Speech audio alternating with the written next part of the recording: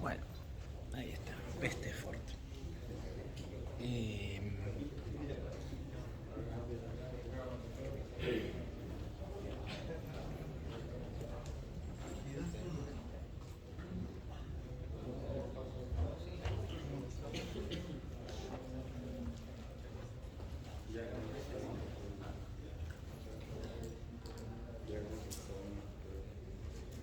Cable USB, USB-C. Ahí, acá hay uno. Y estás al lado del coso, esto es increíble. Parece calcular. Gracias. Mientras borra. Ahí. Para más vaca.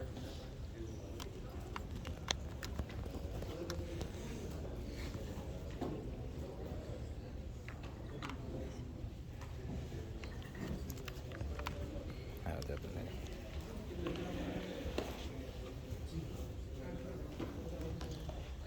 El tema. ¿Llega hasta abajo?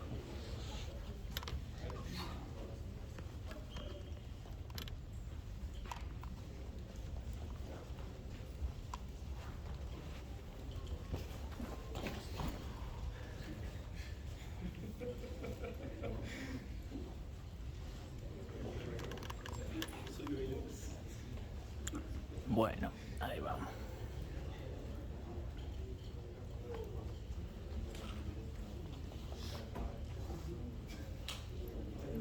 Bien, bueno, ahí estamos. Vamos a ir empezando la clase de avanzado de hoy, que hoy va a ser en pizarrón, por diseño. Yo no traje diapos ni nada, es así, ya estaba pensado hoy en pizarrón.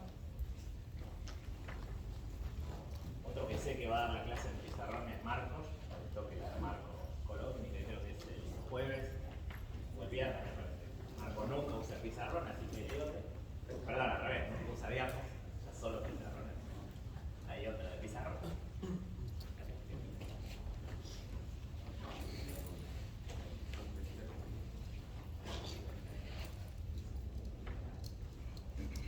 Así que bueno, después igualmente sí hay apuntes de la clase de hoy. Hay un apunte que no va a ser la clase exacto, tiene algunas cosas más, otras que no, un poco, pero parte de lo que quiero cubrir está en ese apunte de grafos que escribí hace mucho. Así que les voy a pasar después igual por Telegram ese apunte relacionado, ¿no? Que sería como la bibliografía de alguna manera. Así que no hay diapositivas, pero algo hay, les queda un PDF. ¿Sí? Pero bueno, tampoco va a ser exacto lo de la charla, va a ser relacionado, ¿sí? Una bibliografía. Bueno, el tema de hoy, yo le puse que decía, igual después en la página ponen cualquier cosa, yo pongo introducción a la programación competitiva y queda entrada-salida, y es re poco descriptivo. Pero este decía grafos no, ya empecé mal, era flujo y corte, pero bueno, tiene que ver con grafos. Flujo y corte. A ver, de acá, ¿quién tiene bien claro BFS, DFS, Dijkstra, Kruskal y los domina bien? Bueno, prácticamente todos. Yo, si alguien la respuesta dice no, podría considerar irse al inicial, que justo hoy deberían estar cubriendo grafos y varias de esas cosas. Porque estos grafos más avanzados, o sea, vamos a ver, es otro tema, o sea, en realidad es disjunto, pero yo considero que flujo y corte y las cosas que vamos a hablar son más avanzadas que esos otros temas y se usan menos. Entonces, conviene primero saber muy bien lo otro que aparece más seguido que cosas de flujo y corte. Pero dicho eso, vamos a hablar de flujo y corte. ¿Quién sabe lo que es una red de flujo en un grafo? Unos cuantos, pero menos. Veo que hay menos manos que antes. Está bien, eso es normal. ¿Y un corte en la red? Ah, lo mismo. Claro, porque siempre se ven juntos. Es una maravilla. Hay un teorema que dice estas dos cosas no se pueden dar en clases separadas. Está prohibido. Está prohibido, es imposible. No vamos a hablar de eso. Y la idea es enfocar un poco en qué es flujo, qué es corte, pero un poco más en algunas equivalencias y algunos problemas clásicos que pueden aparecer y que quizás no saben. Por ejemplo, ¿quién sabe lo que es minimum vertex cover, o mínimo cubrimiento de aristas por vértice. Más o menos la misma cantidad, pero creo que otro conjunto. ¿Y saben resolver eso en un bipartito eficientemente? Hay algunos sí, pero ya no los veo tan confiados como lo que dije recién, ya hay más dudas. Bueno, ese tipo de cosas que tienen que ver con flujo y corte, o sorpresa, vamos a tratar de hablar hoy. Varios de esos problemitas, porque en competencia va y te aparece, esto mínimo vertex cover en un bipartito, entonces vos te lo sabés ya, es una ventaja de lo poder resolver sin reinventarlo. Pero bueno, vamos a hablar primero entonces, pero como veo que ya tienen ciertas nociones de flujo, más o menos rápido, de qué es flujo, grafo, corte y todas esas cosas. Entonces una red de flujo, lo primero sería un grafo dirigido, ¿sí? Siempre el flujo se hace con grafo dirigido, donde hay dos nodos destacados, S y T, que se les suelen llamar fuente y sumidero. Las cosas fluyen desde S y viajan hacia T. ¿Sí? Las analogías más clásicas son que van a viajar por tuberías, pero bueno, como es dirigido la analogía de la tubería, bueno, en realidad sí, porque si tiene pendiente para abajo, va para un lado solo la tubería. Es por diseño así que funciona. Las analogías clásicas son que son cañerías, tuberías, lo que sea, por las que fluye, fluido, de ahí la analogía y el nombre, y cada arista tendría una capacidad, que es un numerito. ¿Sí? Y el numerito lo que indica es cuánto fluido puede ir por esa arista como máximo. Y la otra analogía es similar con algo discreto. Cualquier cosa que fluye o se mueve de un lado para otro, ¿sí? Que es como aparece a veces en los problemas. Puede ser muy abstracto lo que fluye. Yo he visto, de hecho mi problema favorito de toda la historia, que es un problema de IOI, se puede visualizar como un flujo totalmente innecesario porque el grafo es un camino, digamos, un flujo en una D. No hay un algoritmo de flujo genérico en ningún lado. Pero como que una vez que uno lo sabe, uno ve el flujo en todos lados. Y es como que ahí lo que fluye son grados de nodos en un grafo que estoy viendo construir. Es muy abstracto, pero ahí todo se entiende re lindo. Entonces quiero plantear eso.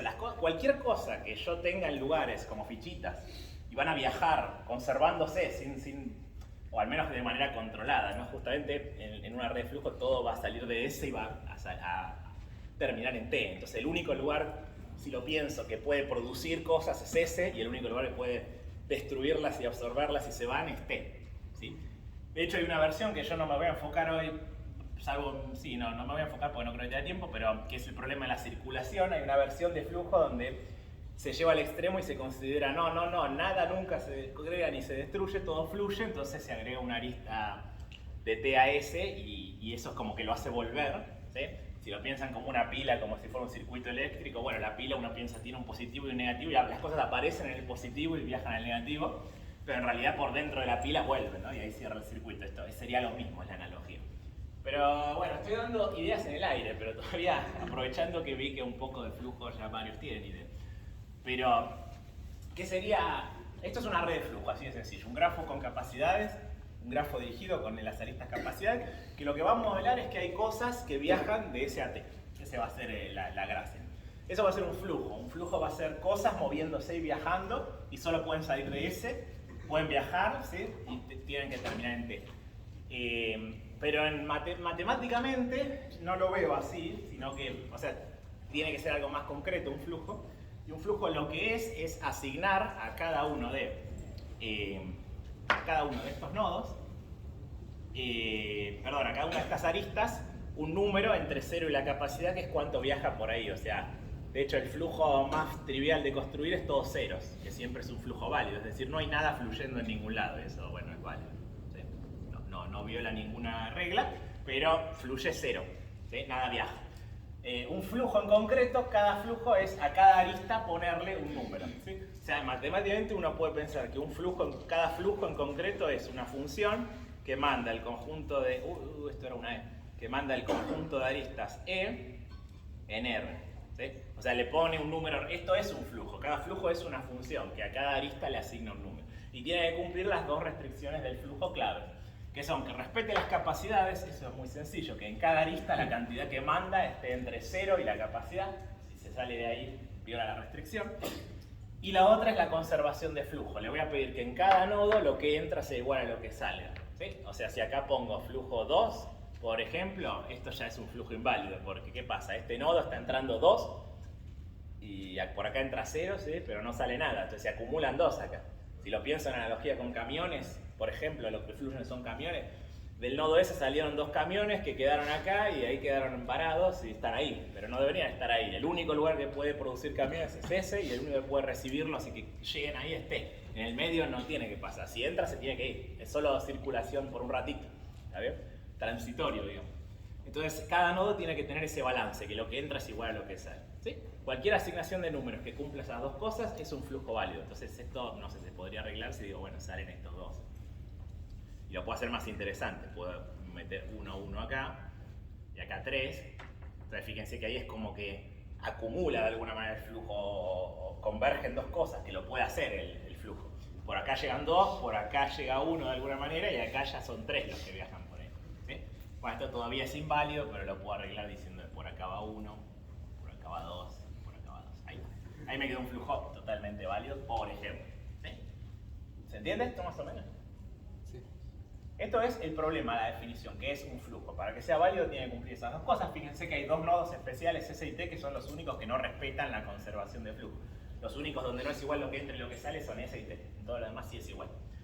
Y bueno, ¿cuánto es el valor de este flujo? Que sería cuántos camiones están viajando, cuánto agua estoy mandando, cuánto flujo estoy enviando, cuánto grado de grafo que estoy armando estoy fluyendo. No sé, la cosa que viaje, cuánto está viajando. Eso se llama el valor.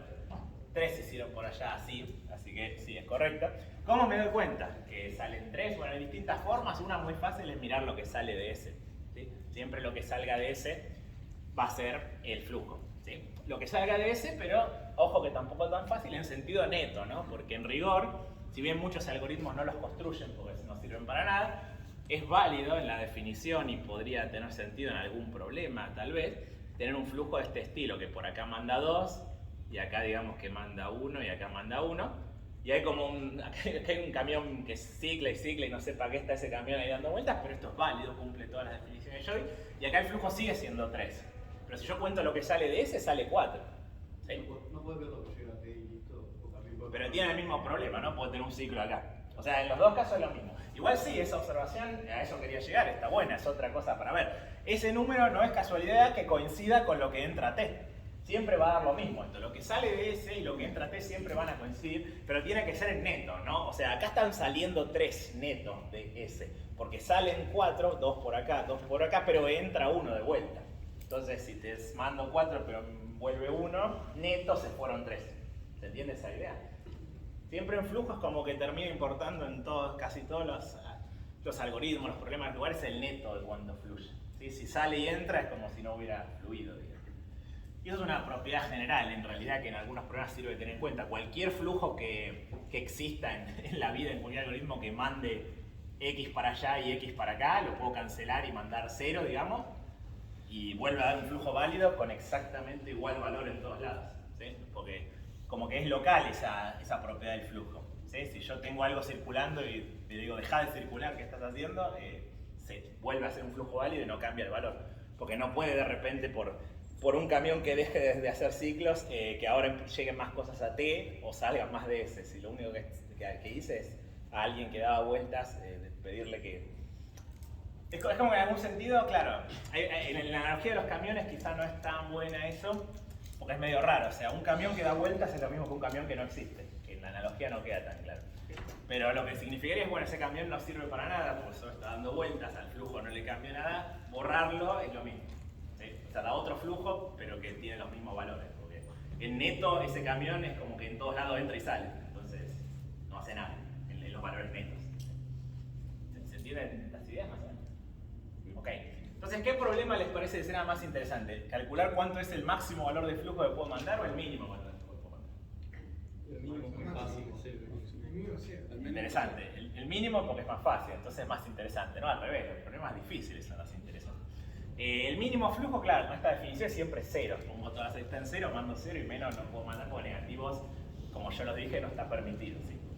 Hay algoritmos que usan negativo en la implementación, pero en general lo que significa es, bueno, cuando tenés las dos aristas o la cosa es no dirigida, bueno, es como que viaja para el otro lado el flujo. ¿Sí? Pero si ves las aristas del dirigido originales, como que negativo no mandás, o mandás o no mandás por esa arista. ¿Sí? Bueno, entonces el problema interesante es el flujo máximo. ¿Sí? Uno quiere calcular el flujo máximo. Y bueno, para calcular el flujo máximo hay algoritmos conocidos, yo voy a brevemente mencionar cómo es. Pero el tema es que por qué funciona el algoritmo y para qué sirve y un montón de cosas se relaciona fuerte con otra noción que es la de corte. Y en realidad casi que es más importante la noción de corte que la de flujo para mí, porque te da intuiciones buenas en muchos problemas. Hay muchos problemas que hay flujos en una dimensión, o sea, en una línea, ¿sí? Y a veces en un árbol también es muy potente el pensar en flujo. Pero sobre todo hay problemas que uno podría pensar que hay un grafo que es una línea, literal un camino, y las cosas fluyen, solo pueden ir a izquierda o a derecha, ¿sí? Entonces, por la misma razón que flujo y corte se relacionan y son potentes, muchas veces el problema es ese estilo donde hay cosas que viajan sin crearse ni destruirse, que eso es un flujo, no es otra cosa que eso. O sea, lo que voy es, una red de flujo podría ser tan sencilla como n casillas de un arreglo y hay aristas para la izquierda y para la derecha porque vale mover bloquecitos para la izquierda y para la derecha, ¿sí? Bueno, en problemas de este estilo, aunque uno no corra un algoritmo genérico de flujo porque quizás es lento, razonar en términos de cortes, por lo mismo que vamos a ver hoy, que flujo y corte se relacionan y donde hay flujo el corte suele servir, que acá un corte va a ser simplemente preguntarse ¿cuánto cruza por acá, específicamente por acá? Ese tipo de preguntas son súper poderosas y no es casualidad. Una vez que uno sabe flujo y corte tiene que ver con, claro, lo que estoy relacionando son flujos y cortes, que yo ya sé que es una idea poderosa de esa relación. Esta idea es muy útil, decía, en un árbol o en un camino, porque un corte termina siendo una arista. Vos cortás una arista y ya todo tiene que pasar por ahí. Pero bueno, con esto me adelanto un poco, pero es para darle un poco de gustito a por qué sirve. Entonces, ¿qué es un corte? Vamos a empezar por ahí, ¿qué es un corte? Primero informalmente, ¿no? Si lo tengo dibujado y la cosa es más o menos prolija, el dibujo como acá, qué sé yo, si no me complico mucho, un corte en una red de flujo, que tiene justamente el origen y el destino definido, es agarrar la virome así, hacer el ru y cortar. ¡Pum! Corté por ahí, eso es un corte. Ahora vamos a tener que formalizarlo un poco más. Pero eso es un corte más o menos, ¿sí? Entonces, ¿cuánto flujo cruza el corte?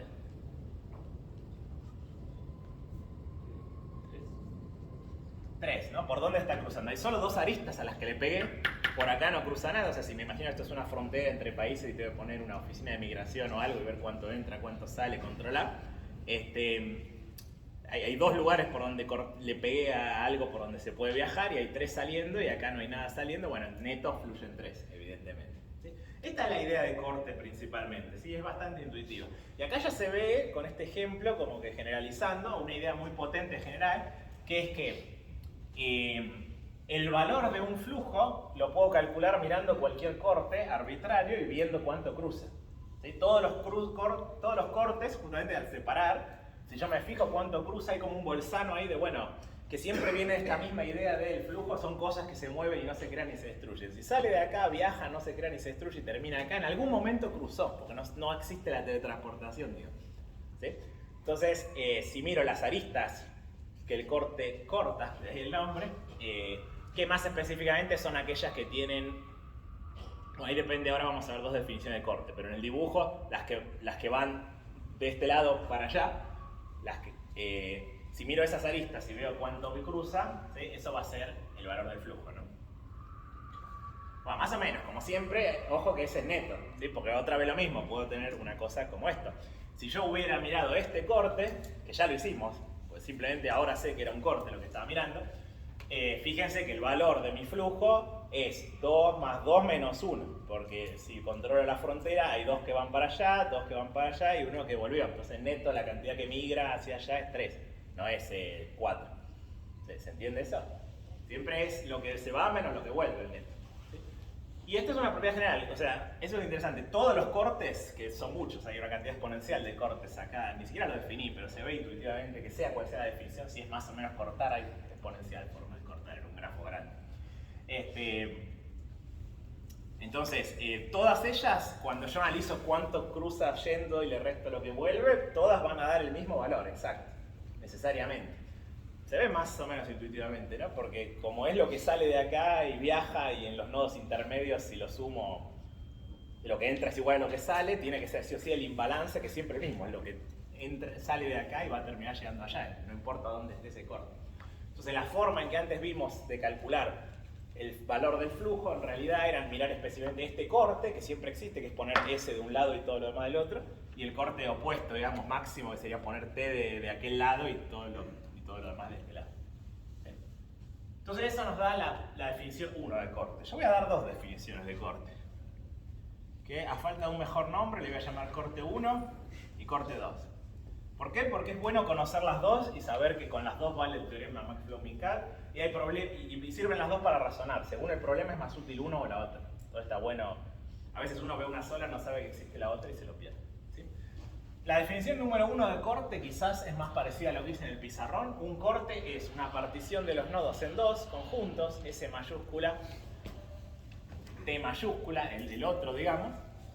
De manera que el start está en S y el destino está en T, ¿sí?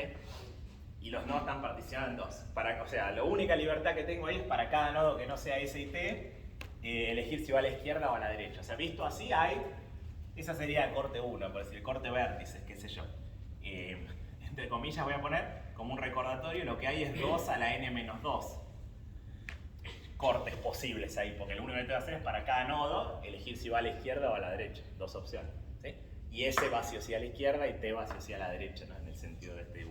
Este sería el de la izquierda y este la derecha. Entonces, un corte lo puedo ver así, es una partición de los nodos. En algunos libros directamente lo definen como el conjunto S, quiénes se quedan del lado de S, bueno, eso automáticamente define los otros. ¿Cuánto es entonces el valor de un corte visto así? Sería agarrar todas las aristas que van del conjunto S al conjunto T, o sea, de un nodo en el conjunto S a un nodo en el conjunto T, y sumar el valor del flujo por esa arista, y restar las que van al revés, ¿sí? Las que se quedan dentro de S o las que se quedan dentro de T no cruzan, entonces esa no hace falta mirar. ¿Sí? Ese sería el valor de un corte. ¿Se entiende hasta acá? ¿Alguna pregunta? Ok. Y hay una noción muy relacionada que sería la capacidad de un corte, se le llama.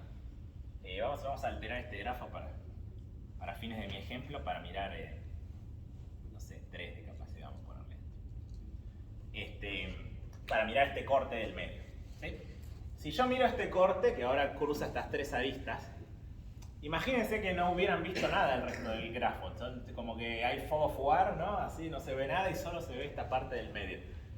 Podrían deducirme, bueno, sin saber nada del resto del grafo, yo puedo deducir que sí o sí en este grafo, si esto sé que es un corte, lo máximo de flujo que puedo mandar es... ¿Cuánto dirían que es? Sabiendo que las capacidades son 5, 10, 3 la que vuelve, y acá vamos a ponerle así, no sé. Esta es doble, están las dos, para allá 4, para acá 4. ¿Cuánto sería lo máximo de vuelta si el resto no existe? Existen solo estas 3 aristas, digamos, ven la vecindad del corte, digamos, ¿no? ¿Cuánto sería lo máximo de flujo que se podría mandar? Si cambio la parte de la izquierda a derecha libremente, pero esto es un corte y es la única forma de cruzar, y son esas 3. 15, ¿sí? Porque puedo ser optimista y decir, bueno, todo lo que puedo mandar lo mando. Este me deja mandar hasta 5, este me deja mandar hasta 10, y este vuelve, ni lo quiero usar, lo ignoro. O sea, ¿para qué voy a volver si resta? Recordemos que el valor de neto del flujo que viaja siempre es la suma de lo que va menos lo que vuelve. ¿Sí? Entonces, como máximo optimistamente no volverá nada, las ignoro y sumo toda la capacidad de lo que va. ¿Se entiende? Eso tiene nombre, esa cuenta para un corte dado tiene nombre y se llama la capacidad del corte. Si C es un corte, bueno, le puedo llamar capacidad de C. ¿Sí? Entonces, este corte que dibujé tiene capacidad 15. ¿Sí? ¿Se entiende? De este análisis que yo acabo de hacer, se deduce que para cualquier flujo F, vamos a ponerle valor, el valor del flujo F es menor o igual a la capacidad del corte C. Y esto vale para todo FC. Para todo FC vale esto. O sea, para cualquier flujo, tomo cualquier corte, el valor del flujo es menor o igual a la capacidad del corte, siempre. ¿Se ve eso? Porque por naturaleza los cortes son una cosa que acota el flujo, son una forma de separar el grafo y bueno, por acá hay que cruzar. Entonces la capacidad te mide, bueno, optimistamente lo máximo que podría cruzar cuánto es. ¿Sí? Entonces la capacidad del corte siempre te mide como esa cota de más que esto de flujo es imposible. Entonces cualquier flujo va a respetar eso. Con cualquier flujo, con cualquier corte vale esa desigualdad. ¿Eso está claro? ¿Sí? Entonces, si encuentro de casualidad, no importa por qué, un flujo y encuentro un corte de casualidad que alguien lo trae y justo vale la igualdad, ¿qué pasa con el flujo? seguro es máximo y el corte seguro es mínimo. O sea, porque se dio la igualdad. O sea, el flujo que tengo ahí delante, si justo se da la igualdad, ya me acota que cualquier otro corte va a ser mayor o igual que el mío, así que el mío es mínimo. Y viceversa, ese corte me acota ya instantáneamente que el flujo que yo tengo es máximo y cualquier otro va a ser más chico, porque tiene que ser todos menor o igual el corte. ¿Sí? Entonces, que se dé la igualdad es algo interesante, específico. Ya automáticamente te dice, uy, si justo si encontrás algún corte que justo se dice es saturado por el flujo, si un corte es saturado por el flujo cuando está al máximo, pasa esto, o sea, mirás cuánto flujo pasa y todo lo que va está lleno y lo que vuelve nada se usa. Entonces, era la capacidad, por definición, es lo máximo que se puede mandar. Si eso pasa, si vos encontrás cualquier corte saturado, el flujo es máximo, es insta condition, así pum, corte saturado, flujo máximo, ya está, no se podía más que eso. Y viceversa, automáticamente te dice ese corte era mínimo, porque si hubiera en el grafo en algún otro lado un corte más chico, este flujo que existe, ¿qué pasó? ¿Por qué no cumple eso? ¿Cómo hizo para pasar por ahí ese otro corte más chico? No puede, entonces se contradice. Entonces esto es muy interesante y esto vale con la definición de corte que acabamos de ver, ¿sí? Que sería la corte 1. Pero todo esto igual vale con una segunda definición de corte, que sería en aristas. En aristas. ¿Sí? Y es más sencilla quizá, y en algunos problemas es más útil pensarlo así. Como que no son 100% equivalentes, no hay una biyección entre estas cosas, de hecho van a medir distintos los tamaños de esos conjuntos. Pero los óptimos, digamos, van a ser iguales y esta condición vale, para estos fines sirve las dos.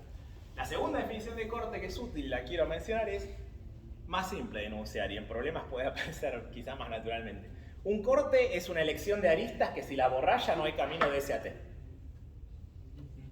Cortar quiero romper los caminos de SAT, o sea, ¿se puede viajar al SAT en esta red? Tal vez, bueno, pero yo quiero que no se pueda, quiero destruir esa capacidad, que ya no quede ningún camino de SAT.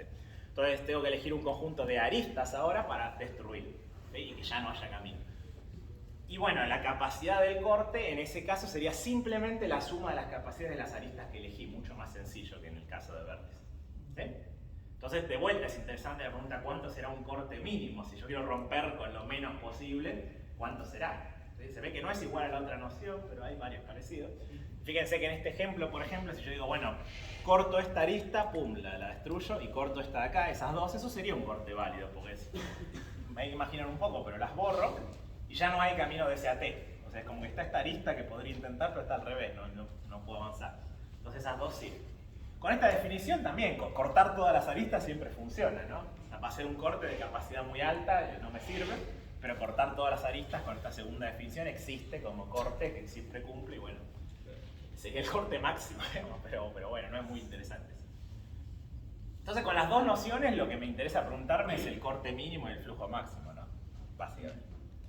Fíjense que hay cierta relación, porque lo que pasa es que si yo tengo un corte del tipo 1 que mira en vértices, como que me induce necesariamente un corte del tipo 2 interesante, natural, que es cortar las aristas que van de S a T, las que definen la capacidad.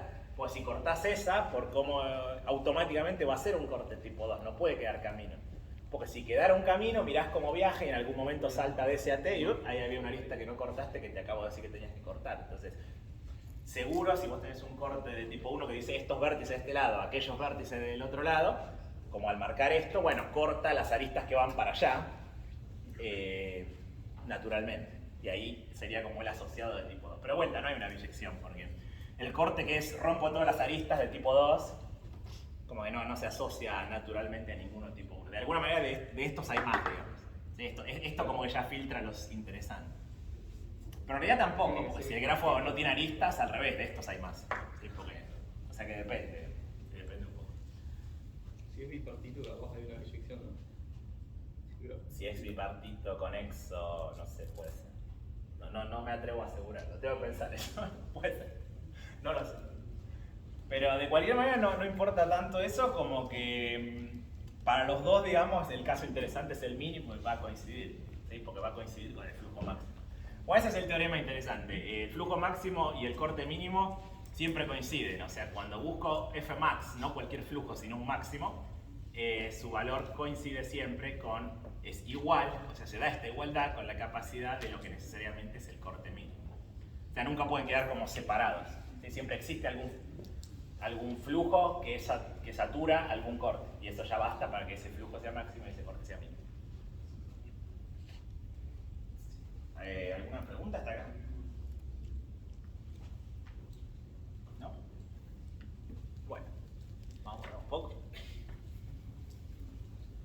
cómo...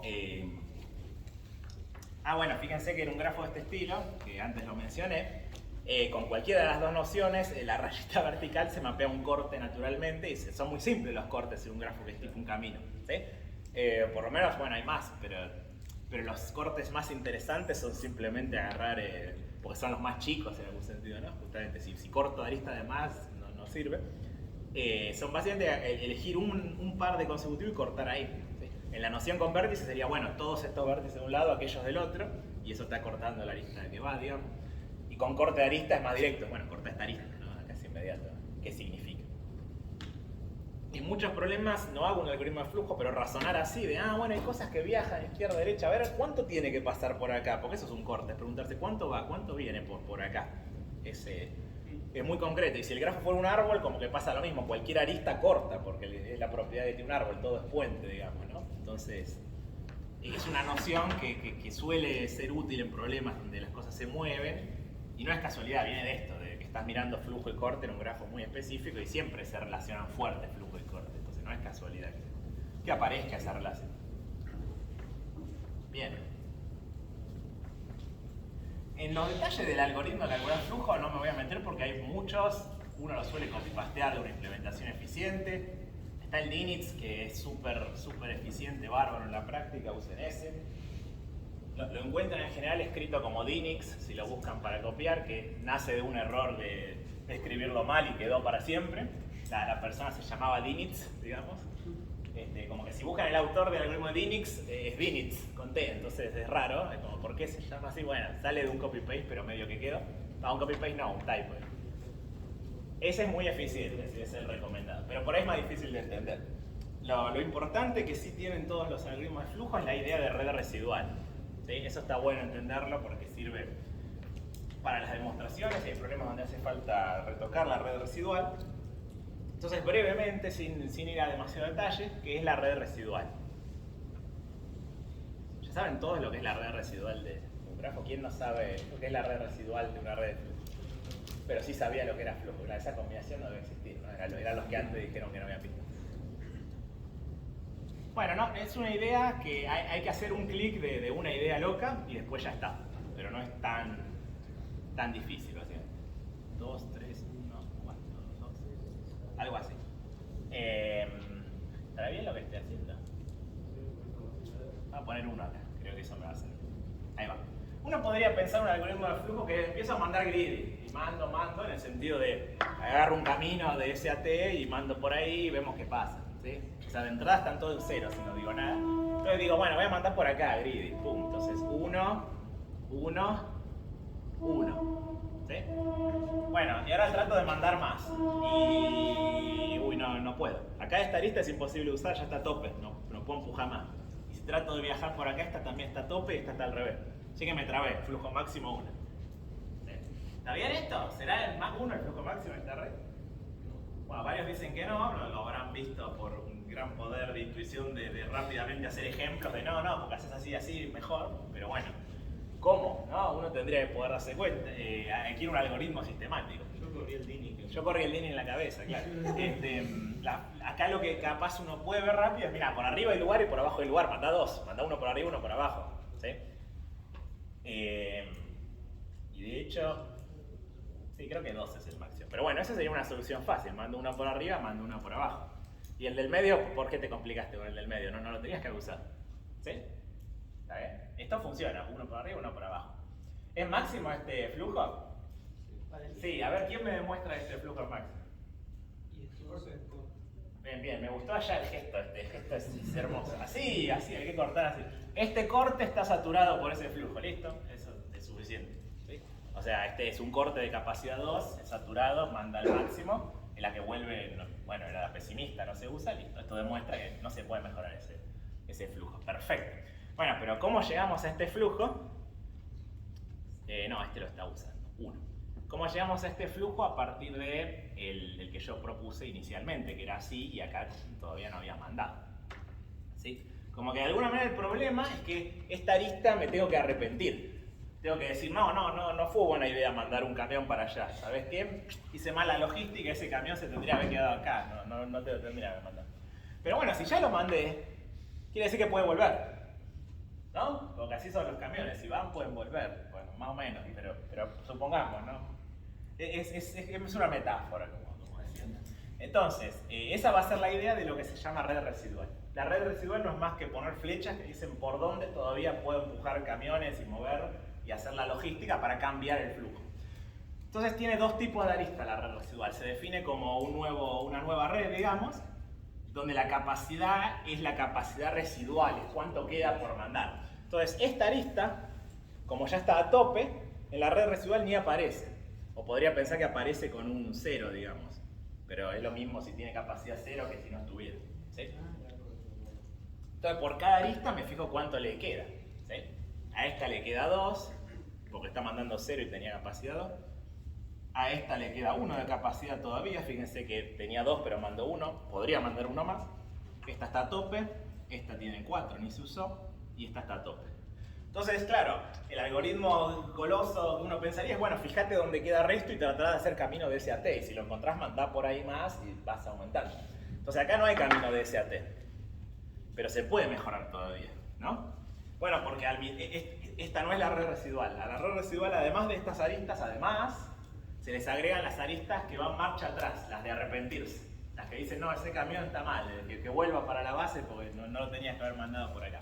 Entonces, por cada arista que tenga flujo ya, ¿sí? Que acá son estas 3, por donde ahora están mandando flujo, existe en la red residual siempre una arista marcha atrás que puede devolver esa cantidad de flujo. Acá justo son todas 1 los flujos que mando, pero si este tuviera 5 de flujo que va para allá, quiere decir que hay 5 camiones que van para allá y una opción es pedirles que vuelvan. O sea, es como que vinieron esos camiones. Entonces, fíjense que si yo digo, estos 5 camiones van para allá.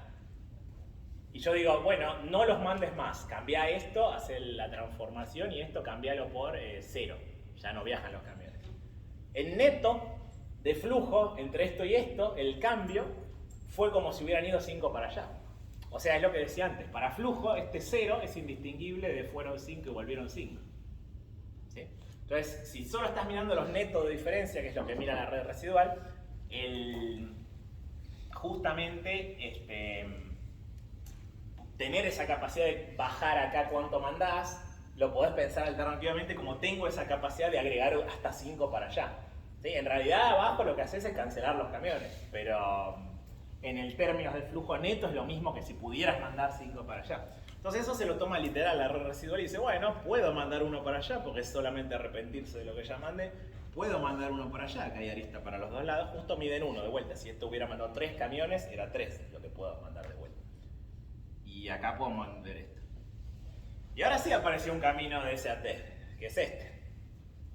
¿Sí? Si mando por ahí, alterando, voy a decir, bueno, mandá 1 por acá, mandá por esta arista, pero esta arista significaba, yo la puse, esta era de la marcha atrás, esta arista representaba arrepentirse, o sea que mandar 1 para allá, en el original sería borrar esto. ¿Sí? Ahí hay un detalle en la implementación, pero esta es la idea, digo. Y después mando 1 por acá. ¿Sí?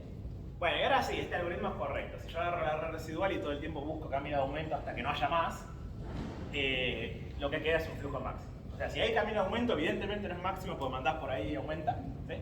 Pero si no, es máximo. ¿Sí? ¿Por qué será verdad que si no hay camino de aumento en la red residual, por ejemplo, la red residual luego de hacer ese aumento, la nueva que queda es que ahora este tiene capacidad 1, porque ya lo usé, esta arista desaparece porque era ir marcha atrás y dejé de mandar, así que ya no puede ir marcha atrás. Esta queda con capacidad 2, porque ahora está libre.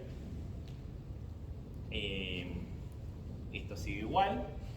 Esta pasa a tener capacidad 3 y bueno, aparece una que me puedo arrepentir. Esta es la nueva red residual luego de haber mandado. Acá no hay camino de SAT. Falta una lista. ¿Cuál me faltó? ¿En dónde? Vuelve hacia S, desde arriba. Ah, esta, claro, apareció esta que me puedo arrepentir de esta unidad de flujo. Tal cual. Esta sería la red residual completa. Ahí va. Y acá no hay camino de SAT. Bueno, entonces el flujo es máximo. Pero, ¿por qué? Bueno, el por qué lo sabemos, porque está este corte. ¿Sí? Pero bueno, quiero de paso hacer la demostración general del teorema McFlow-Mincat, que dice que si agarro un flujo máximo, que siempre van a coincidir el flujo máximo y el corte mínimo. La demostración va a ser correr el algoritmo y a la cosa que llega hay un corte que es saturado, entonces El algoritmo es correcto cuando encuentra un MacFlow y un MinCat y el algoritmo siempre termina, así que funciona, es válido. Ahora lo estoy demostrando con enteros, pero bueno, con una demostración un poquito distinta, incluso si fueran números reales, vale en la matemática el MacFlow MinCat, aunque el algoritmo con reales es más raro lo que pasa, pero siempre lo usamos en enteros. Y la demostración va a ser la misma, bueno, porque se satura este corte y el tema es cómo lo encontrás este corte, ¿sí? En términos de la red residual. Porque eso está bueno saberlo también, los algoritmos de flujo, no sé, y todos lo saben hacer en su notebook, los que tienen flujo, recuperar un corte, ¿sí? Y el truco es, en la red residual, en la última red residual, cuando ya no hay camino de SAT, bueno, mirá los alcanzables desde S, que acá son esta bolsa de todos estos. Los demás no son alcanzables desde S en esta red, porque si empiezo a viajar desde S, puedo ir acá y ya después todas las aristas entran, no hay forma de salir. Bueno, esos van de este lado y los otros de aquel, en el sentido del corte 1. Si fuera en el sentido del corte 2, las aristas que hay que cortar son todas las que salen, ¿no? Acá no se ven porque esto es la red residual, pero en el grafo original serían estas dos aristas. Y eso es una propiedad general. Siempre que uno agarra la última red residual y mira los alcanzables de S, eso es un corte saturado por el flujo en ese momento. Entonces, insta demostración, ese corte es mínimo y el flujo es máximo. No hay que afirmar más nada. ¿Sí? Porque acuérdense que cuando encuentro algún corte que es saturado por algún flujo, ya está. Son minimax, no hay otra opción. ¿Y por qué siempre si hago esto el corte va a estar saturado? Bueno, porque no puede haber ninguna arista que cruce no saturada, porque por definición, si hubiera una tipo que manda 3 pero todavía tiene 5, en la red residual tendría que haber una flecha que va, porque queda capacidad. Entonces si este era alcanzable y este no, y hay una flecha, es absurdo. Este también es alcanzable. Entonces eso no va a pasar. Y las que vuelvan tienen que estar todas en cero. Por lo mismo, si hubiera una arista que vuelve que me está mandando flujo, cosa que no está correctamente saturado, porque resta que no debería, en la red residual es una arista que va, así que también está mal. Entonces las dos cosas justas son las que se cumplen por cómo funciona la red residual. Entonces automáticamente demuestra, y esta es la forma en código si uno necesita sacar el corte mínimo, no solo cuánto es el número, porque el número es fácil, corro el algoritmo y lo que me dice de flujo máximo coincide con el corte mínimo. Pero si necesito sacar cuál es, esta es la forma, ver los alcanzables desde S. ¿Sí? Y ahí según si quiero un corte tipo 1 son esos nodos, ¿sí? Los nodos alcanzables de S. Si quiero un corte tipo 2 son las aristas que van de ese conjunto al otro. Esas son las que tengo en el grafo original, no en la red residual. Esas son las que tengo que cortar y van a tener, van a ser lo mínimo que tengo que cortar para separar de ese. ¿Hasta acá? ¿Alguna pregunta? Esto fue rápido, muy rápido, una exposición de grafo de MacFlow y MinCat, y el teorema conocido como MacFlow-MinCat, que es que coinciden esas dos cosas, el flujo máximo y el corte mínimo. Y una idea del algoritmo de cómo se calcula. Después hay versiones de cómo buscar mucho más rápido y eficiente los caminos, pero los algoritmos más comunes son, bueno, agarrar la residual y empezar a buscar, y cuando no hay más, queda una red residual que ya no hay camino, ahí llegaste al máximo. ¿Alguna pregunta de esta parte? Como me quiero enfocar más en los conceptos que en la implementación, porque de vuelta, el problema, lo que suele pasar es que uno tiene ya una implementación por arroba de internet o algo de los algoritmos de flujo, ahí se ríen, porque saben que es verdad. Y lo que haces en casi todo programa de flujo es agarrar el algoritmo así, tal cual, armarte la red de yo justo en esta red me armo y tengo el flujo, lo corro y veo la respuesta. Y a lo sumo a veces miro la red residual y hago algo con la red residual, como por ejemplo para construir el corte. ¿Sí? Pero si tu output del algoritmo es la red residual y el flujo y el valor, como que de ahí sacas todo, ¿entiendes? Así que me interesa más eso, que se entiendan estos conceptos. ¿Alguna pregunta? Allá. No me quedó del todo claro por qué es el flujo máximo es igual al flujo mínimo, o sea, digo, al corte mínimo. Exacto. Claro. O sea, esa demostración no me quedó como claro. Porque por construcción, cuando corres el algoritmo, empieza a mandar flujo hasta que no se puede mandar más. En algún momento el algoritmo no va a tener camino de aumento, no puede ser que loopee infinitamente habiendo camino de aumento. Porque eso significa que va aumentando por lo menos de a uno en cada paso, entonces hay flujos arbitrariamente grandes, y no hay flujos arbitrariamente grandes, cualquier corte que agarras acota. ¿Sí? Entonces el algoritmo termina, y ahora el argumento de que terminó en algo que de hecho es flujo máximo, es a la vez la demostración del corte mínimo, porque la cosa en la que terminó, cuando mirás la red residual, los alcanzables desde S no van a contener AT, eso es crítico, no lo van a contener porque eso si no sería que hay camino de ese AT por definición. Si los alcanzables desde S son aquellos que existe camino de este nodo inicial a ellos. Entonces, como conjunto es un conjunto de cosas que contiene S pero no AT. Cuando mirás ese conjunto, es un corte saturado por el flujo en ese paso del algoritmo. Eso es lo que analizamos. O sea, no puede haber aristas acá que todavía tengan capacidad porque estaba mal definido el alcanzable, tenía que llegar más lejos, ¿sí? Si esta arista hubiera tenido capacidad, es que en la red residual acá había una arista que iba, y entonces esta bolsa que dibujé está mal dibujada. Los alcanzables de S incluyen este de acá. Porque nunca va a haber una flecha de un alcanzable a un no alcanzable, es absurdo. También es alcanzable el otro, un paso más. Entonces, la definición esta con el... Bueno, entonces esto no va a pasar. La definición esta con alcanzables es lo que te garantiza que este corte es saturado por el flujo. Y ahí termina, porque entonces el corte es mínimo y entonces el flujo es máximo, porque cualquier corte es mayor o igual, esa es la clave, que cualquier corte acota, la capacidad de un corte acota cualquier flujo, porque están pensados así. Entonces, si encontrás dos que justo se satura, lo máximo, bueno, otro flujo más chico no podría haber porque acotaría más tu flujo y no podría existir, pero existe, acá está.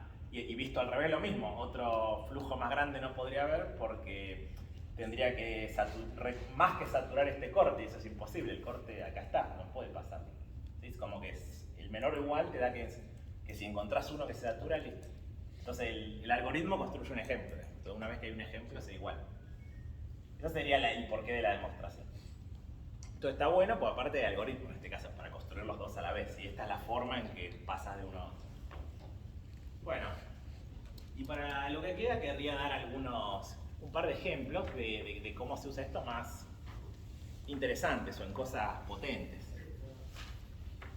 Por ejemplo, para empezar, ya ahora saben resolver el problema de te doy un grafo con pesos no negativos en las aristas y dos nodos S y T, y decime cuánto es el mínimo peso de aristas que hay que romper para que no haya camino de S a T. Bueno, antes por ahí no era tan obvio que era un flow, ahora sabemos, es exactamente correr MacFlow y es eso por MacFlowica. Y sabríamos construir el conjunto de aristas. Pero un ejemplo de por qué a veces es más fácil razonar en corte 1, otras corte 2, está bueno saber que valen las dos porque la que me sea más fácil para razonar me sirve. Es el ejemplo clásico que hay que mencionar, porque es uno de los más usados, que es el... ya spoileé, no tenía que haber puesto ese nodo ahí. Que es el de matching bipartito. Para matching bipartito hay implementaciones bastante más fáciles que tirar un flow genérico. Porque el flow genérico en las aristas tiene que guardar capacidades y eso es particularmente molesto. ¿Sí? Y para matching, como que hay algoritmos que harían lo mismo que hace el flujo, pero al ser específico para matching solo necesitan guardar en cada nodo quién es su parejita y es mucho más fácil el algoritmo. Pero bueno, estamos viendo flujo, así que lo voy a explicar como flujo. Pero sepan que justo para el caso de matching hay implementaciones más simples para este caso específico. Pero el problema de matching en un grafo bipartito, en realidad en un grafo general cualquiera está definido matching, ¿sí? Es agarrar aristas, la máxima cantidad posible, tal que no haya dos aristas que se tocan, que usan el mismo vértice, digamos, ¿no? O sea, esta arista y esta de acá, estas dos que estoy marcando, no las podría usar a la vez en el matching porque tocan este mismo nodo. Entonces quiero un conjunto de aristas lo más grande posible, eso sería matching máximo, que no haya dos que se toquen. Eso se puede hacer en un grafo cualquiera, aunque no sea bipartito, pero es bastante más difícil. ¿Sí? Pero en un grafo bipartito específicamente se dan muchas relaciones, ¿sí? Y en particular hay un algoritmo más fácil, eficiente para sacar matching máximo bipartito. Y no es casualidad porque vienen de flujo y corte, vienen de que en el caso específico de un bipartito yo puedo reformular el tema de buscar un matching en términos de un flujo. Y eso hereda las propiedades interesantes que tiene el flujo, que no pasan en un grafo general. ¿Sí? ¿Alguien sabe resolver? ¿Quién sabe resolver ya máximo bipartito? Unos cuantos. Claro, con o sin flujo. Claro. ¿Y con flujo? Específicamente con flujo. La mayoría, claro, porque es la forma más habitual como esto se cuenta. Pero si lo tenés que implementar de cero es más fácil no hacer flujo, ¿sí? Porque la representación del algoritmo es mucho más simple si a cada uno le guardas solo su actual parejita y podés imaginarte que estás haciendo el algoritmo de flujo, pero como ahora vamos a ver que podría ser todo 0 y 1 lo importante, como que no hace falta guardar capacidades en las aristas, que es lo más molesto del algoritmo general de flujo, tener en las aristas que guardar algo. Eso molesta mucho a la implementación. Bueno, la forma de transformar el problema de matching en uno de flujo es imaginariamente, o en la implementación literalmente, ¿no? Las dos formas, poner nodos S y T ficticios nuevos, que es un truco muy común tanto en matching como en camino mínimo. En los problemas de camino mínimo también capaz ya vieron que es re común que si tenés muchos orígenes de los que hay que empezar, bueno, nodo ficticio que va a todos y ahora multistart automático, y lo mismo con el destino. Y es un truco muy común lo de agregar el nodo ficticio. Entonces podés agregar a todos los nodos aristas, ¿sí? Y esto ahora parece que es más lío que antes, pero el tema es que, ¿qué pasa si yo busco un flujo máximo de acá a acá? Bueno, no lo puedo hacer porque no puse capacidades. Tendría que pensar qué capacidades pongo en las aristas, ¿sí? Yo, por comodidad de razonamiento sobre todo, después uno puede razonar con cuidado y decir, bueno, si pongo 1 en este ejemplo no pasa nada, pero es mucho más simple y natural poner acá un infinito en el medio, al menos para esta versión del problema. A las aristas del medio, a todas estas les voy a poner capacidad infinita, porque ahí no es donde está la restricción fuerte que a mí me interesa de alguna manera. La restricción fuerte que a mí me interesa en este problema es en estos nodos, ¿sí? O sea, yo voy a querer que cada uno de estos nodos se use a lo sumo una vez en el matching. Entonces eso lo puedo forzar poniendo acá 1 de capacidad. Eso es muy típico al armar redes de flujos para modelar problemas. Los numeritos estás poniendo como que se mapean alguna restricción que dice cuánto podés usar de ese recurso, cuántas veces podés usar eso, porque es como cuánto puedo pasar por ahí, ¿sí? Bueno, la observación mágica es que en esta red de flujo donde todo esto es 1, todo esto es 1 y lo del medio es infinito, que acá se ve que, bueno, no dije la dirección, ¿no? Porque el original es no dirigido, pero va acá todo para la derecha canónicamente. Esa sería la dirección. Bien, en esta red de flujo, si se fijan, el flujo máximo va a coincidir con el matching máximo.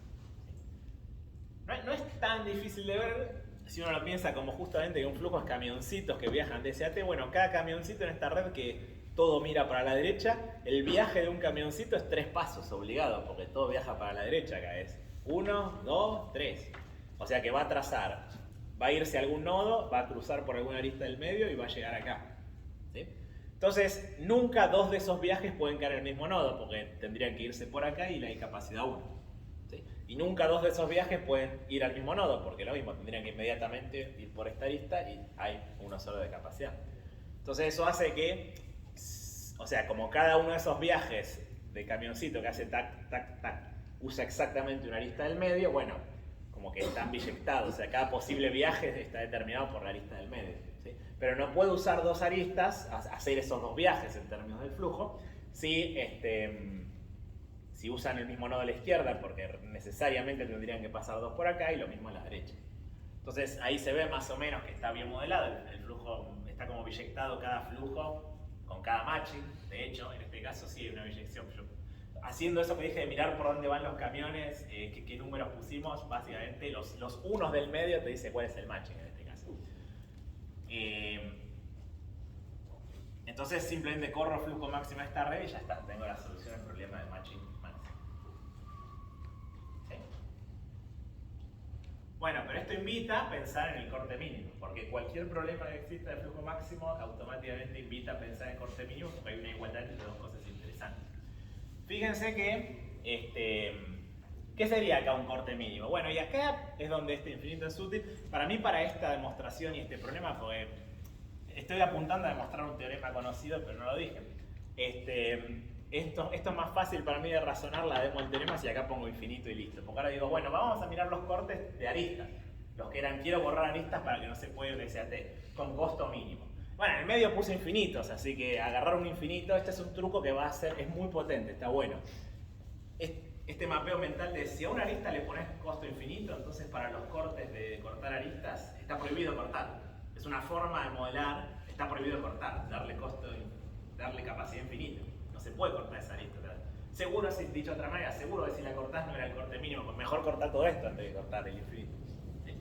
Entonces eso me modela, las del medio no se pueden cortar. Entonces otra forma de decirlo sería, cortando aristas de las puntas, tenés que evitar que exista un camino de S a T. Entonces, ¿qué tengo que evitar? Bueno, por cada arista del medio, o tengo que cortar esta, o tengo que cortar esta. ¿Sí? Porque, por ejemplo, para esta arista, por ejemplo, si no corto ninguna de las dos, sobrevive ese camino.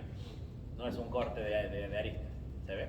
Y así lo mismo con cada una. Para esta, si no corto alguna de estas dos, seguiría existiendo ese camino, está prohibido.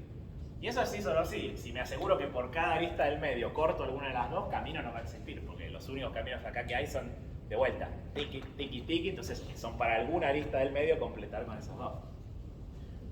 Y bueno, la cantidad de aristas que corto acá es la capacidad total, porque todas les puse peso 1. ¿Sí? Entonces lo que estoy preguntándome es cuánto es la mínima cantidad de aristas que yo tengo que elegir de las puntas, de modo que por cada arista del medio, al menos una de las dos elegí. ¿Sí? Y ustedes me dijeron hace un rato que varios sabían lo que era el problema de minimum vertex cover o vertex cover, que es recubrimiento de aristas por vértice.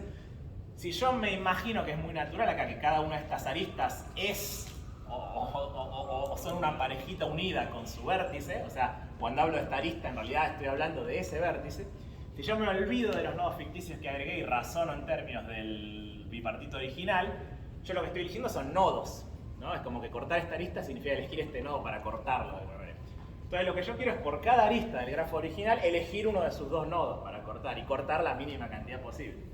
Eso es exacto mínimo vertex cover, es exacto, es literal. Entonces por MacFlow mincat, vale, el MacFlow es igual al mincat, pero el MacFlow era el máximo matching y el mincat resulta ser el min vertex cover, así que vale, min vertex cover. En castellano esto es mínimo cubrimiento de aristas por vértice. Quiero elegir vértices que cubran todas las aristas. El min vertex cover, en inglés es más confuso el nombre, pero si lo buscan le dicen vértice. Esto es igual, o sea, la cantidad de elementos es igual al máximo match. O sea, la cantidad de aristas que tiene un máximo match. Esto en un grafo general es falso. ¿Sí? En un grafo general vale con un mayor o igual, digamos. Porque si tenés un matching dibujado, son independientes las aristas, entonces de estos dos tenés que agarrar uno, de estos dos tenés que agarrar uno, de estos dos tenés que agarrar uno. Bueno, mínimo tenés que agarrar la cantidad que dice el match. Pero por ahí no alcanza. De hecho, un triángulo es un contraejemplo donde no son iguales. Acá el máximo matching es 1, pero el min vertex cover es 2. No se da la igualdad. Pero en un bipartito, ahí está la clave, y esto no es bipartito, siempre se da la igualdad en bipartito. Bueno, acabamos de demostrar un teorema con nombre que a un matemático grosso le tomó tiempo y nosotros lo hicimos así, tipo pum pum pum, MacFlow mincat, ya está. ¿Sí? Bueno, no es sorprendente que este teorema se llama teorema de König, matemático húngaro. Creo que es húngaro, capaz que no. Me parece que es húngaro, vamos con pinzas, puede fallar. Creo que el teorema de König que dice esto, en un bipartito, dice esto, en un bipartito min vertex cover es igual al máximo matching. Creo que el teorema es de tipo 1920, algo así, y MacFlow mincat es como de 1960. Entonces tiene mucho sentido. Usamos un teorema de 40 años después, más potente, más general, para matar rápido un teorema que se conocía ya 40 años antes. ¿Sí? Pero bueno, ahí vemos la potencia de estas cosas.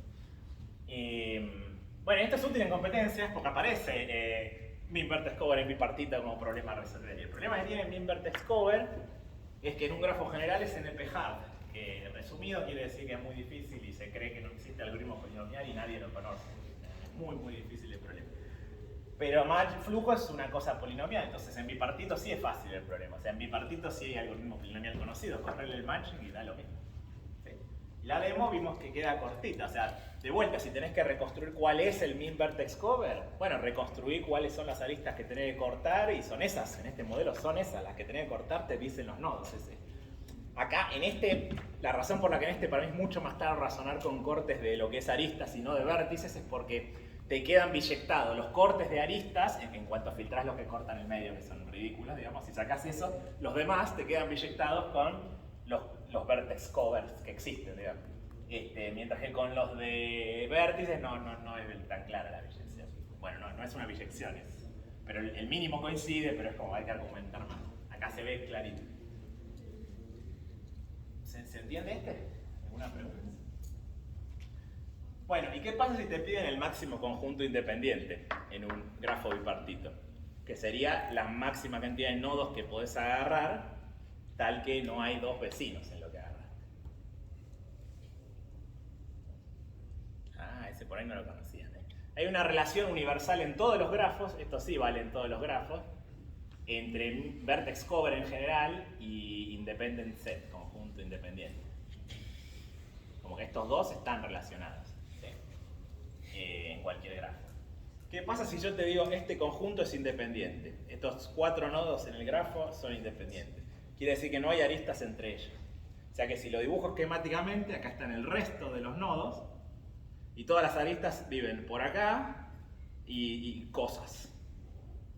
Pero no hay nada dentro, ¿sí? Pero entonces esto cubre todas las aristas, porque no hay aristas por acá, todas tocan esto, ¿se ve? Bueno, y eso no es casualidad, eso sí, solo sí. Esta cosa, digamos que esto es A y esto es B, ¿no? Y son, vamos a enfatizarlo, todos los vértices menos A, el resto, digamos, el complemento. A es vertex cover, máximo, mínimo, no importa, cumple la definición de vertex cover, toca todas las aristas. Sí, solo sí, el B menos A, lo demás es independent set. Acá dice es, creo, independent set. Esto vale en todos los grafos, ¿eh? Pero bueno, entonces al ser tan equivalentes los problemas son los dos NP-hard, es difícil. Pero entonces al ser tan equivalentes son los dos fáciles bipartitos, ¿no? Ahí está la relación para tener en cuenta. Fíjense que estas dos cosas dicen lo mismo. Yo digo, todas las aristas tocan algo de acá, bueno, no me dejaste lugar para que acá haya nada, así que esto es independiente. Y si te digo, esto es independiente, acá no hay aristas, y bueno, las que haya tienen que tocar a alguien de allá, porque si no estarían acá y me dijiste que no hay. Es lo mismo, dicho de dos formas distintas. Y bueno, entonces al ser el complemento, el más chico de este siempre se corresponde con el más grande del independiente. Así que son como el mismo problema. Si tenés un código resolvedor de min-vertex cover, lo corres, ves cuáles son los vértices, complementás y esos otros son los máximos que podrías. ¿Sí? Entonces, gracias a Connect también sale máximo independent set en un bipartito, que aparece bastante en competencias. ¿Se ven estos ejemplos? Eso está bueno conocer. Y a ver si llego. Hay dos ejemplitos más que querría dar. Que me parecen muy interesantes. Voy a dar primero entonces uno que se relaciona con esto del bipartito que estamos viendo. Y tiene que ver con un problema que yo me encontré. Si encuentro la discusión, se las paso, si la buscan después. Estaba en Codeforce. Se los paso junto al apunte después. El problema dice así, el siguiente problema. Vos ya sabés lo que es matching bipartito. Bueno, el problema no dice así, habla de perros y gatos, pero vamos a simplificar. Vos ya sabés lo que es matching bipartito. Entonces, armamos el... Bueno, con perros y gatos sería así. Hay una cierta cantidad de perros, n, que puede ser hasta 10 a la 9, creo, gigantesco. O sea, enfático, la cantidad de nodos como que es gigante, no la puedo representar. Hay muchos perros, digamos, y hay muchos gatos. Y cada perro o gato tiene un collar con un DNI de perro, DNI de gato, un ID especial. Pero bueno, es como global, ¿sí? Entonces, era algo así. Entonces, como global, los ID pueden coincidir. No son ID, son algo, no sé qué. La etiqueta de algo es, pero son números. Entonces, por ahí acá hay varios que tienen ID 3 y después este ya tiene ID 10, no sé. Y acá lo mismo, hay varios que también tienen ID 3, pero otros tienen ID 5 y estos tienen ID 10. Entonces la cuestión es que lo que vale matchear es un perro con un gato que no tengan el mismo ID. Que no tengan el mismo ID. Entonces este con este vale matchear, pero este con este está prohibido. Y gato con gato, perro con perro, nunca. Entonces esto define un bipartito. Y lo que quiero es el matching máximo. Quiero cuánto es la máxima cantidad de perros y gatos de por match. El input viene dado algo así como la lista compactada de estas cosas que te dice tipo, bueno, vienen 30 gatos con ID 80, vienen 80 gatos con ID 50, vienen 10 a la 8 gatos con ID 10 a la 7, así, como números hasta 10 a la 9 creo que eran todos. Pero la cantidad de cosas en esta lista era tipo 100.000, no sé, o capaz que era, no sé, 50.000, no sé, algo manejable. O sea, no hay tantos IDs distintos, pero el implícito grafo que esto genera es gigantesco. ¿Ok? Bueno, ese es el problema, dame el matching máximo en ese grafo. Entonces, claro, así, con lo que entendemos ahora sería armo el grafo, construyo todo, lo uno, le corro flujo, veo la respuesta y ese es el matching máximo. El único problema es que el grafo tiene como 10 a la 9 nodos y tendrá como eso al cuadrado de aristas, o sea, completamente inviable construir el grafo. habrá que deducir de algún modo cuánto es. ¿Sí? Y bueno, eso es interesante. Primero pensar cómo es el grafo. ¿Sí? Una primera mejora que se puede hacer, que es un truco que está bueno porque en general aparecen muchos problemas, entonces es útil mencionarlo acá también, es que hay nodos que son como indistinguibles a los fines de este problema y se ve claramente. Dos perros, por ejemplo, que tienen los dos ID 5, se van a conectar exactamente los mismos nodos del otro lado, o sea que son completamente indistinguibles. Si yo te doy la solución y te digo, este perro en particular, ojo, este no, este tenés que machearlo con este, y el otro no, ponele, no se usa. Vos me vas a decir, bueno, pero son indistinguibles, podría haber macheado este. Entonces, aprovechando que son indistinguibles, podés como compactarlos en uno solo. Por ejemplo, estos tres que tienen ID 3 podrían ser un solo nodo que pesa por 3, digamos, de alguna manera. ¿Sí? En los fines de mi modelo ya con un S y un T para armar el bipartito, la red de flujo, lo que puedo hacer es darle capacidad 3. Porque bueno, puedo mandar hasta 3 veces eso porque en realidad abajo son 3 nodos. ¿Sí? Eso es bastante natural y es común de hacer en problemas. Como que si hay nodos equivalentes, resumirlo. Entonces acá es como que estos serían los que tenían ID 3 a la izquierda y justo hay 3 de ellos, es casualidad. Acá están los que tienen ID 10 y bueno, de esos hay 2. ¿Sí? Pero así podría armar todos. Bueno, ¿cuántos hay? Y a la derecha lo mismo, puedo armar un resumido. Pero entonces lo interesante es que, bueno, acá estarán los que tienen 3 de perro, acá estarán los que tienen 10 de perro. Si el 7 tenía ID, son arbitrarios. Tenía ID C, podrían no ser ni int, esas cosas. Bueno, acá están los correspondientes. Entonces, si hago esto, puedo armar un grafo que tiene n de un lado ahora y n del otro, ¿sí? Con los IDs que se corresponden. Y van a tener cada uno capacidades. ¿Sí? Si lo armo así, para que quede como prolijito y sean n y n y sea todo más claro de pensar, puedo hasta poner los ceros. Bueno, si no había perros f, bueno, 0. Esto seguramente aparecía en el input, entonces bueno, acá algún gato f habría, sino para qué está en el grafo. ¿Y qué aristas hay en el medio? ¿Todas con todas? No, pero casi. Todas las distintas. Todas las distintas, claro, todas las que no van en horizontal en este dibujo, ¿sí? O sea, bueno, un montón contra todo, así, pero no la horizontal. O sea, enfáticamente todas menos esto que estoy punteando. Bueno, ok, esto es más entendible, al menos es más manejable de ver qué es. Sigue siendo grande este grafo, pero mucho menos que antes. Ahí de hecho capaz hay que ver las cotas, o sea, porque esto creo que era bastante grande. Porque capaz que si le corres binits a esto ya entra, porque lo achicaste un montón, el binits es muy eficiente. Creo que la gracia era que bueno entraba, tipo este era 1.000.000, o sea que era grande en serio. Porque hay un algoritmo mejor todavía, podemos como hacer algo mejor que correr flujo en esta cosa. Pero ya tuvimos una ganancia grande solo con compactificar y transformar lo que eran muchos nodos en una capacidad que me permite resumir mucho. ¿Sí? Voy a quemarlo porque no quiero que quede pendiente este problema. Pero ¿a alguien se le ocurre al menos por dónde podría ir tratar de usar la solución, teniendo en cuenta como pista de qué fue esta clase? ¿Cómo? Sobre el complemento de algo, no sobre el complemento, pero algo así. La clase tiene que ver con flujo y corte, ¿no? Y ya tenemos esto modelado como flujo. Entonces, modelémoslo como corte. Ahí está la pista. Bueno, nos piden el MacFlow, pero capaz que el MinCat es más fácil. Eso generalmente es al revés el camino. Vos querés un MinCat y el MinCat es raro, no lo entendés, y decís, bueno, pero hay un teorema que es MacFlow, yo hago MacFlow. Pero al revés vale también, y a veces puede servir que lo que vos querés es a veces puede servir que el MinCat sea más fácil. Y acá pasa eso. ¿Qué es un MinCat acá? Bueno, hay que recordar las capacidades que no las dije, ¿no? Las capacidades del medio, como antes, yo puedo poner infinito al hacer flow. ¿Sí? ¿Está bien lo que estoy diciendo?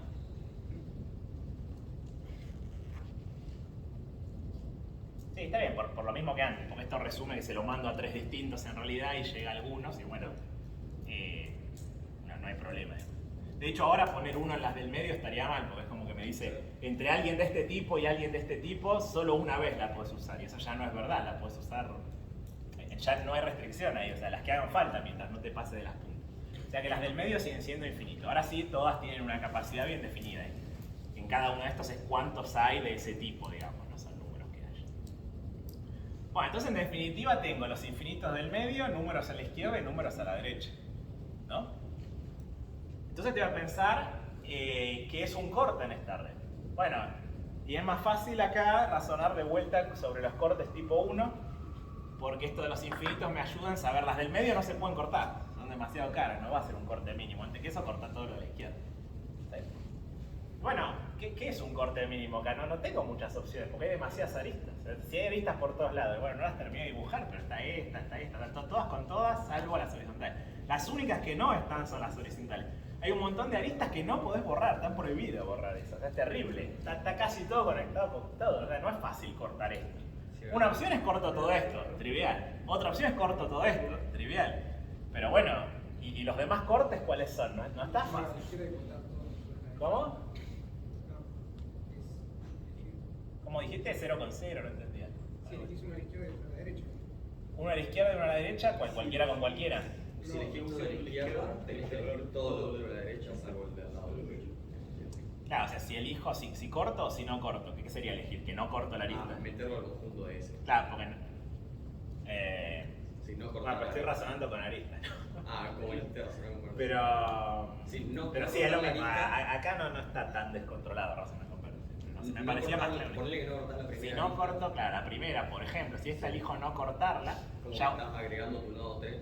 Claro, no ya- podés cortar ninguna de claro, las todas estas está prohibido cortar. Entonces, si esta no la corto, hay camino. Si esta no la corto, hay camino. Entonces, si elijo no cortar cualquiera de acá, por ejemplo, la primera, tengo que cortar todas las que no son su compañerito, digamos.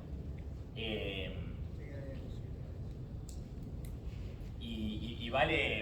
vale también de este lado, ¿no? Porque, a ver, si corto esta también, es el caso en el que corto todo lo de la derecha. ¿Sí? O sea, los casos en que corto todo lo de la derecha o todo lo de la izquierda son fáciles, existen, son dos, ya los consideré. Si dejo al menos una de cada lado sin cortar, bueno, es este caso que dijimos, o sea, tiene que quedar sí o sí que sean del mismo. Porque si dejo sin cortar una de acá y una de otro, por lo que acabo de decir, hay camino, quedó. Entonces, si dejo al menos una de cada uno sin cortar, tienen que ser la de alguno. O sea, es elegir, por ejemplo, el D y decir, esta no la cortes, esta no la cortes, porque zafás, pero quedás obligado a cortar todo lo demás. Una vez que dejaste esas, es el razonamiento que hicimos. Por haber dejado esta, todas estas hay que cortarlas, las que no son la compañera. Y por haber dejado la compañera, todas las anteriores hay que cortarlas, porque si no completás así. ¿Sí? Entonces también hay que cortar todo esto. Y entonces hay n cortes interesantes para considerar, solamente por cada uno de estos. ¿Qué pasa si dejo esas dos y corto todas las demás? Entonces pruebo los n. Es una cuentita cuánto valen esos cortes, porque por cada una corto todas las aristas de la izquierda menos esa. Si la suma de la izquierda es s menos esa sería la cantidad, y a la derecha lo mismo. Entonces, en realidad, en rigor son n más 2 cortes nada más que tengo que revisar. Todos los demás no tienen sentido, porque tocan algún infinito o no son un corte. Entonces, bueno, O de n, digamos. O sea, una vez armado estos números, voy, pruebo los n cortes, tomo el mínimo. El corte mínimo va a dar. ¿Se ve?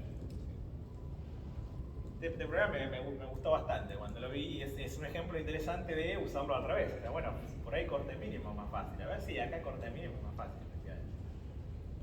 En un grafo un poco más complicado de los típicos, porque los típicos problemas donde corte mínimo es más fácil es, como dije, cuando es un camino y las cosas fluyen de izquierda a derecha. Y ahí es como, bueno, ni lo pensás que estás haciendo flujo, pero en el fondo estás haciendo flujo y mirar por dónde corta es un corte. Pero acá es más directo, que es flujo de grafo. ¿Hay juez para este programa? No sé si hay juez, o sea, hay una discusión de Codeforce donde alguien lo pregunta, pero no sé si está a dónde mandamos.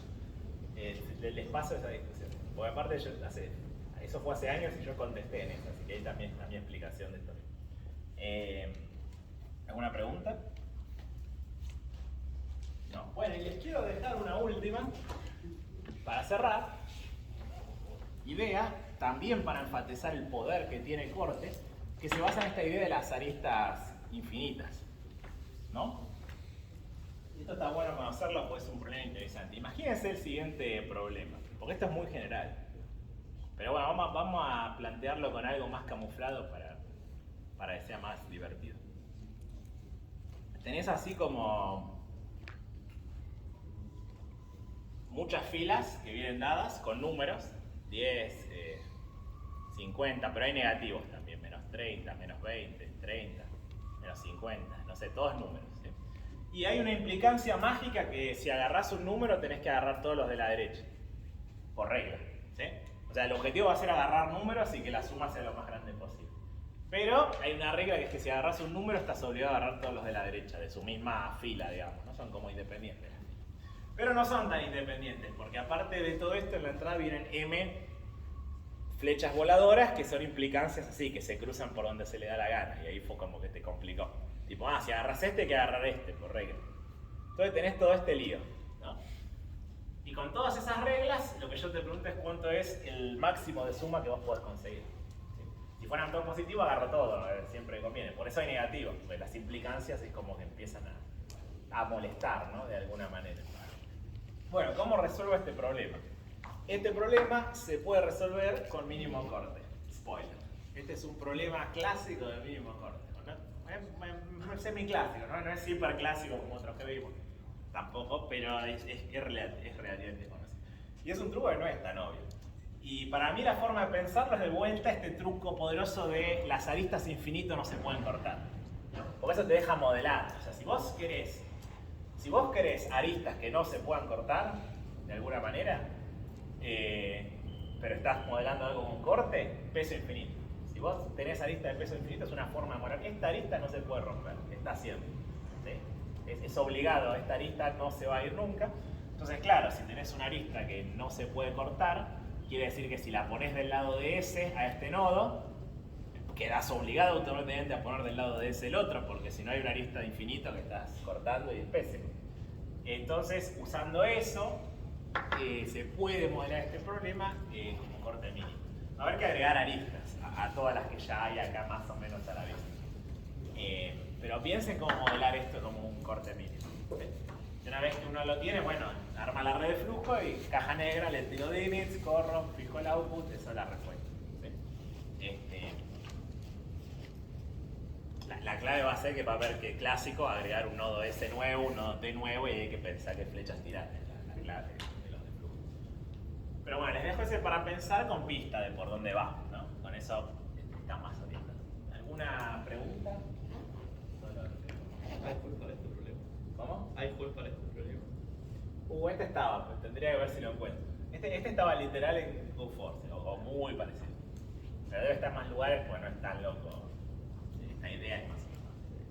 O sea, el problema más general, acá yo le puse unas flechitas raras, pero el problema más general sería tenés un grafo con implicancias, si agarras un número agarras sus implicancias y agarras un peso máximo. Bueno, Hace 2 tabs creo que habían tomado algo parecido. apareció algo así, porque o sea, los de flujo se parecen. También hay un teorema que flujo se parece a greedy y se confunden entre sí, a veces sale con flujo o con greedy. Que no es tan sorprendente porque el algoritmo de flujo es greedy. El algoritmo clásico de flujo es que vos empezás a tirar camino de aumento. Entonces, si mirás eso en el grafo específico del problema, ¿qué hace? Como que podés reescribir un greedy en términos del problema muchas veces. Que por ahí es más complicado de decir que arma esta red y tira flujo justamente. Pero bueno, así como en el problema de flujo está el greedy incorrecto de no vi los caminos de aumento al revés, suele pasar que el greedy que te queda es complicado, tiene muchos truquitos de y no te olvides acá de que puedes dar vuelta así, como bueno, claro, es un camino de aumento complicado. Bueno, estamos entonces, quedan liberados para comer y el contest sería en 1 hora, a la 1:40.